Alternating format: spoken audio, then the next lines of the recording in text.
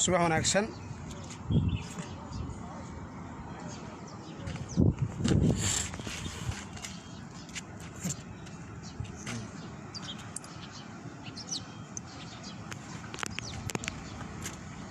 dadka soo dhabo doono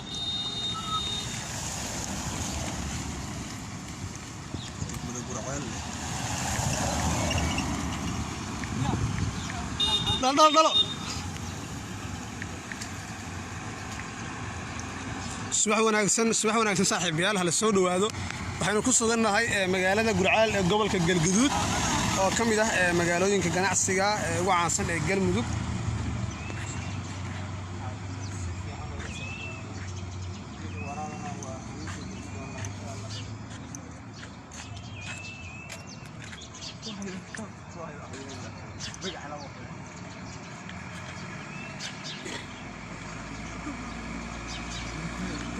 subax wanaagsan saaxiibayaal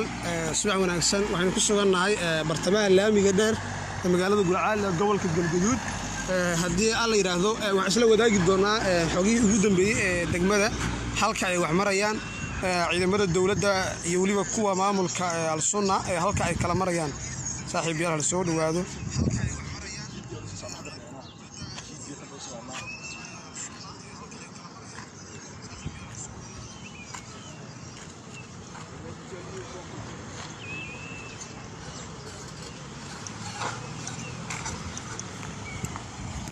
jawigu saakay waa maasha Allah waa cimilo roobaad Gurcaal xalay way roobsatay xalayto dadku waxay ku bariyeen xaaladda amni oo aad looga deerinayay wax qasaaraha iyo wax xabada midna ma dhicin magaalada way roobsatay jawigeedu saakay waa degan yahay hala soo dhawaado muuqaalka hala share gareeyo si aynu subax wanaagsan waxaynu taagannahay barta loo yaqaano agaarka shirkadda Badar ee qaybteeda restaurantka maqaayada si aad u jeedaan waxa xiran goobaha ganacsiga ee degmada sidoo kale to halkan aad u jeedaan waa qayb kamid ah qaybihii magaalada lagu iibin jiray waxa loo yaqaan chatka aad ay waxa way saaki magaalada ka xiran tahay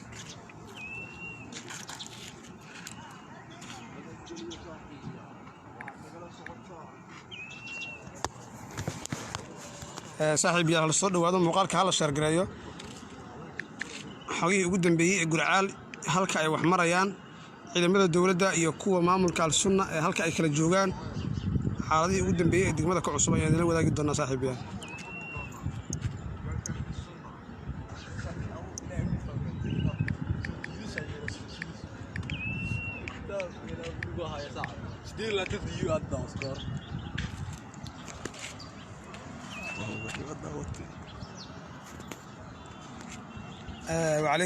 وعليكم السلام أصحابتها لسود وهذا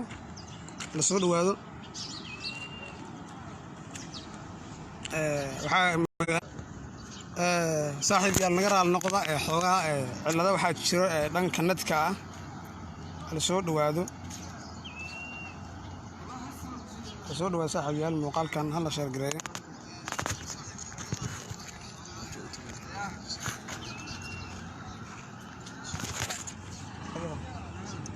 شرط هذه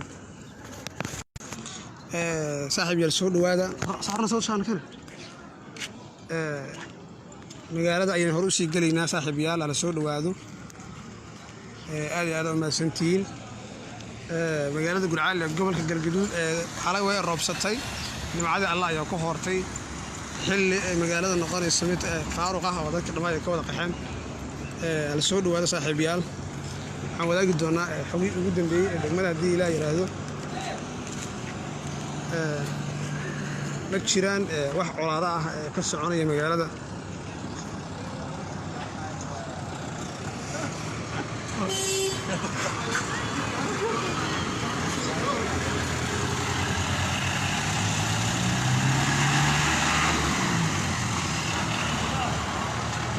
si aad u jeedaan xaaladda Gurcaal waa ay roobsatay oo nimcada Allah ayaa ku hortay Ali Ursa marada si aad u jeedaan nimcada Allah ayaa ku hortay gudaha degmada jawigu waa mid colaadeed iyo mid cimilo roobaad xaalka aad ayuu u degan yahay saaxiibayaal muuqaalka hal la sheergareeyo la soo dhawaado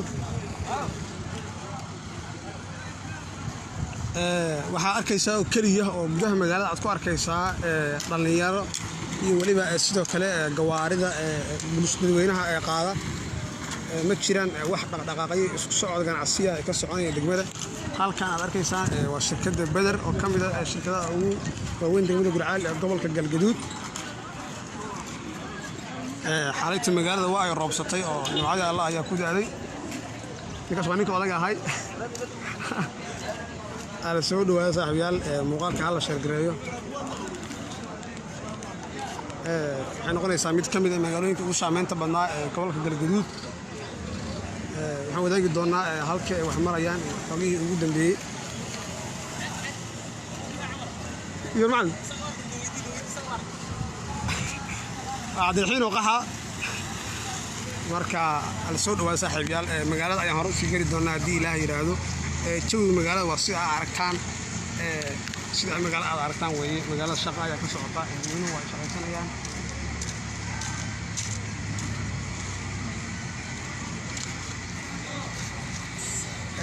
Gurcaal maanta xaaladeedu ma fadhido waxaa gudaha magaalada iyo geesiyada difaaca uga jira ciidamada maamulka Al-Sunna sidoo kale ciidamada dawladda ayaa laga sheegay inay ku sugan yihiin hareeraha magaalada Gurcaal oo difaaci ay ka qoteen wax ka yar 4 kiiloomitir ayay u jiraan magaalada xogaha aan helayno ma jiraan wax iska hor imaada dhaxmar ciidanka dawladda iyo ciidanka maamulka Al-Sunna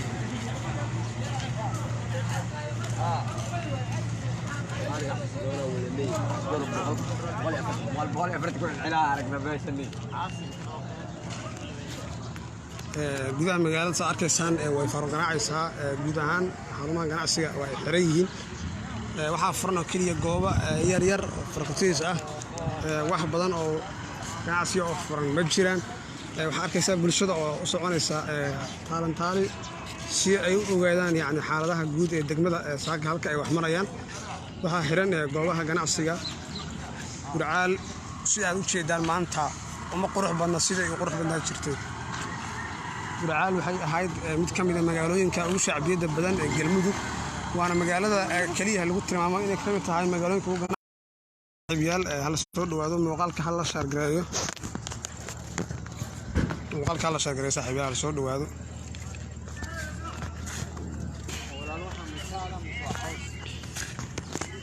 sida aragtaan waxaa xiran goobaha ganacsiga way xiran yihiin albaabada ayaa la isugu dhuftay magaalada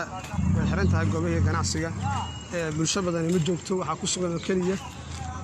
waa dad dhalinyaro ah iyo waliba dad gaariley ah iyo qaybo yar yar oo kamid ah ganacsatada oo ka iibsanaya waxa loo yaqaan shidaalka oo kamid ah yaani waxyaabaha maanta kale aad ka suuqa u leh magaalada Gurcaal ee gobolka Galgaduud sidoo xaaladdu wada ogeyn waxay ahayd mid aad u kacsan kadib markii ay howlgallo ka sameeyeen ciidamada maamulka Al-Sunna sidoo kale tan ay ku soo dhawaadeen ciidamada taabacsan maamulka Galmudug ee hogaamiye madaxweyne Qorqoor oo garab ka helaya militariga Soomaaliya xaaladda guud ee degmada saaka aad ay u kacsan tahay oo wax faalla ah laga bixi karo sidoo kale waxa aad u culus netka ama waxay taaqadka sidoo kale xirra aan la sameeyay saraakiisha ciidamada maamulka Galmudug يعني مجير نو سورة قليل هالك أي كسر يهين يحوجها رسمي هنا وجانو هالك أنا ذاك إنسان وحروت الجناسي ويأرق يتبقى صالح براس أو كم بدها ماليه يقول بالشدة بنا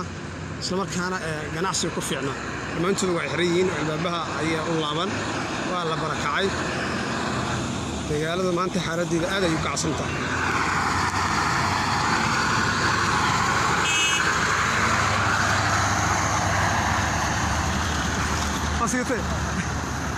وصيتي sida wada arkaysaan Gurcaal hadii saakay dagaal ka dhaco ayaa asleeda uu qaadan karaa mas'uuliyadda dagaalka ee maamulka Galmudug iyo culimada ahli sunna ee ku sugan gudaha magaalada ra'yigaadu waa noo muhiim soo dhawaad saaxiibayaal oraahdiina xalal inta iyo raayashiina magaalada Gurcaal ee gobolka Galgaduud waxa in muddo ah ku sugan ciidamada taageersan hoggaanka sare ahli sunna sidoo kale waxa la sheegayaa in geesaha magaalada ay ku sugan yihiin ciidamada taabacsan maamulka Galmudug iyo dawladda federaalka Soomaaliya waxay u jiraan magaalada sida la sheegayo wax ka yar 4 kilomitir guud ahaan waxaa barakacay dadkii magaalada. waxaa arkaysaa oo keliya magaalada laamiga Gurceel sida uu qurux badnaa jiray uma qurux badna saakay. waa arkaysaa keliya waxaa ku sugan waa gawaari dad dhalinyaro ah oo farakutiris ah. imika waxaynu soo gaaraynaa quraca Xidiicad oo ka mid ahaa meelaha ugu saameynta badan magaalada Gurceel ee gobolka Galgaduud, isla markaana la sheego qofka aan Xidiicad tagin baa inuusan Gurceel tagin. markii loo eego yacni xadaarada iyo weliba sida dhalinyaradu ay ugu sheekaystaan oo waqti ugu qaataan oo ka mid ah goobaha loogu jecel yahay oo horey u ahayd xilligan oo kale. quraca Xidiicad wuxuu ahaa jiray mid yacni aan la hirin haddii aad imaato xitaa kuraas aad shaaxa ama kafeega aad ku dalbato. si aad arkaysaana saakay waa maran yahay oo dhammaan kuraastii iyo wixii yaallo waa laga xariiriyay. xaaladda guud ee degmada saaxiibayaal aad ayuu qasan tahay. quraca Xidiicad saaka waa haawanaya oo wax bulshada joogta lama arko. waxaa arkaysaan oo keliya waa gawaarida iyo ganacsiga. aad iyo aad ay u maasantihiin saaxiibayaal muuqaalkan hal la shargareeyo. waxaa arkaysaa sidoo kaleeto dhalinyaro soconaysa si raxan-raxana si ay xoolo gaadhaan. sidoo kaleeto magaalada waa ay roobsatay oo jid walba oo magaalada ka mid ah waxaa yaalla biyo. dhammaan magaalada xaaladeedu waa saakay waa iska xirxiran tahay. Gurceel marka laga soo tago dhanka colaadda waa ay roobsatay oo saakay nimcadii Allah ayaa ku hortay. guud ahaan waa xiran yihiin goobihii ganacsiga oo bulshada muhiimka u ahaa dhammaantood wax isku socda oo socdana saakay maraysan. muuqaalkan hal shargareeyo si asxaab badan u gaaro isla markaana ay la socdaan xaaladda guud ee magaalada Gurceel iyo halka ay wax marayaan. imika waxaynu ku sii dhownahay xarunta saldhigga degmada Gurceel ee gobolka Galgaduud oo ka mid ah meelaha ugu muhiimsan ee bulshada ku sugan yihiin. marka halka ay wax marayaan ayaan wadaagi doonaa. ninka caldheeraha waa kaasa muuqaalka la shargareeyo xaruntii taliska booliska ayaynu ku sii dhownahay. sida aad arkaysaan goobaha ganacsiga way xiran yihiin. waxaa furan oo keliya gooba farakutiris ah oo ayagana yacni ilaabaha la isugu dhufan karo haddii markasta ay wax dhacaan. sidii dadka gacanta ku hayan ay noo sheegeen maqaayadahaas iyo goobahaas horwadeenada ka ah ay u diyaarsan yihiin inay ilbaabada isugu dhuftaan. xarunta taliska ayaynu hadda imika hormaraynaa. waxaa ku sugan askari aad u gooban sugaysa amniga saldhigga. xaaladda degmada saaka aad ayuu u qarsantay saaxiibayaal. jawi rabaan xaaladdu saaki aad ayay xun tahay. waxaa furan goobo farakutiris ah. waxaa arkaysaa dhalinyarada oo sidoo kaleeto ku sheexaya goobaha yar ee farakutiriska ah ee furan si ay xooga badan u helaan. marka saaxiibayaal la soo dhawaado Gurceel xaaladiisu saaka halka ayay maraysaa. haddii aad ogeed Gurceel oo lagu tilmaamo mid ka mid ah magaalooyinka ugu bulshada badan ah ganacsiga Galmudug, saaka way haawanaysaa oo wax ganacsiga oo ka soconaya lama arko. halkan aynu ku sugannahay waa xarunta taliska hortiisa. waa mid ka mid ah goobaha ugu bulshada badan. bulshadu ay ku sheexayaan sida aynu wada ognahay wax dhibaato ah kama socdaan. marka saaxiibayaal la soo dhawaado muuqaalkan hal la shargareeyo.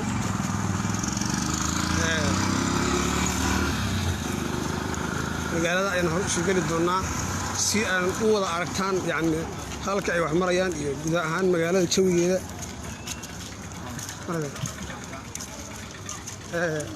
inta badan waxaa arkaysaa oo keliya waa gawaari kuwaas oo u diyaarsan in ay shaqaystaan haddii xaaladdu ay isbedesho. saaxiibayaal marka aan soo dhawaado halka hadda waxaanu maraynaa aragada guud ee magaalada Gurceel ee gobolka Galgaduud oo ah dhaxbartankii ee magaalada. sida aad arkaysaan Gurceel sidii hore uma qurux badnaa oo saakay laamigu waxaa laga dareemayaa mid cidlo ah. saaxiibayaal sida aad arkaysaan laamiga Gurceel saaka wuu haawanayaa sidii hore uma bulsho badna. xaaladdu aad ayay u kacsan tahay. mar walba waxaa dhici karo mar walba waxaa la filan karaa inuu ka dhaco iska horimaad maadaama aysan kala fogeen xoogga ahli sunna iyo weliba maamulka Galmudug oo la sheegayo inay ku sugan yihiin deegaano dhanka waqooyi kaga beegan Gurceel in ka yar masaafo 4 kilomitir ah. saaxiibayaal saaka Gurceel xaaladiisa halka ayay maraysaa. haddii aad muuqaalkan la qabsatay haddii saaka magaalada Gurceel ee gobolka Galgaduud oo ka dhaco iska horimaad ciidan yaa qaadanaya mas'uuliyadda dagaalka madaxweyne qoorqoor oo mas'uul ka ah maamulka galmudug mise sheekh shaakir oo ka mid ah hogaamiyaasha ahli sunna saaxiibayaal fikradiina waa muhiim soo dhawaada waa mid ka mid ah dadka jidka maraya oo yani dhalinyarada ah fikradiina la soo qoro saaxiibayaal waxaa furan goobo ganacsi oo farqutiris ah oo ayaga naftirkooda u diyaarsan in albaabada la isugu dhufto haddii xaaladda ay fahmi waayaan sidoo kaleeto jawiga Gurceel imika waa mid roobaad oo sida aad ka dareemaysaan warar aan soo gaaray ayaa sheegaya in dad yowgi u barakacay faafaha hore ee magaalada in uu gaaray qasaaro kadib markii xalay uu ku dhacay roob aad u fara badan haddaba dadkan marasta ah ay ku sugan daafaha magaalada isla markaana ka barakacay goobahoodii ganacsiga iyo weliba goobihii kaleeto ay deganaayeen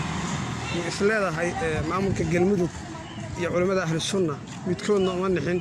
haddii la fiiriyo xaaladda saaka ay ku sugan tahay magaalada Gurceel ee gobolka Galgaduud guud ahaan magaalada way xirxiran tahay gudaha magaalada ayaan ku sii soconaa imika waxaan ku sii dhownahay halka loo yaqaan Boosniina oo ka mid ah goobaha ugu caansan ee magaalada Gurceel ee gobolka Galgaduud waxaa arkaysaan dad dhalinyaro ah oo ayaga naftirkooda u soconaya saddex labo si ay xogaha magaalada u ogaadaan waa arkaysaan goobaha ganacsiga saaxiibayaal way xiran yihiin oo wax ganacsi ah oo socda lama arko waxaynu taaganahay bartamaha magaalada saaxiibayaal xaaladdu iminka aad ay u kacsan tahay guud ahaan bulshada Gurceel saakay waxa ay ku waabariisteen jawi nabdoon sida aad arkaysaan saaxiibayaal abuurta dhikrooyinka aad u shaqaysanaya loo yaqaano جديد بقشة وفطرت أنا مغير ولا الأول استيقظ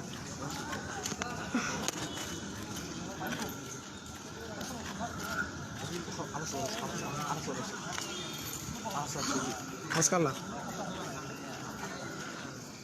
سيدا وأركيسان اللي كانوا كلا بالعالم هو عايش قوي وجههم كبرنا أيوة xilligan ka jaam ayuu aad jiray bulsho qiimo badan ayaa ku sugnaan jirtay imika wax dhaqdhaqaaq oo socda lama arko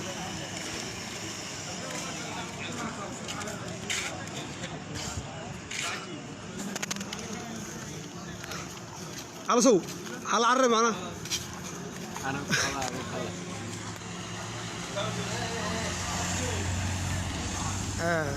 saaxiibayaal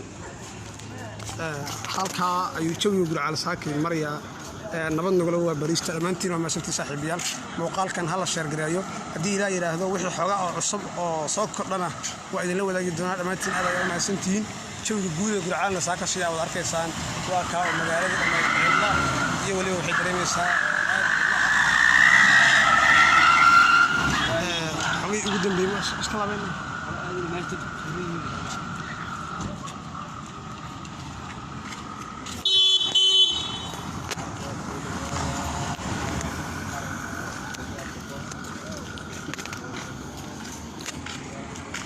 قالوا أنا بتصمع وديناي حسن حاسكي بدي فلوس أنا ولا أروح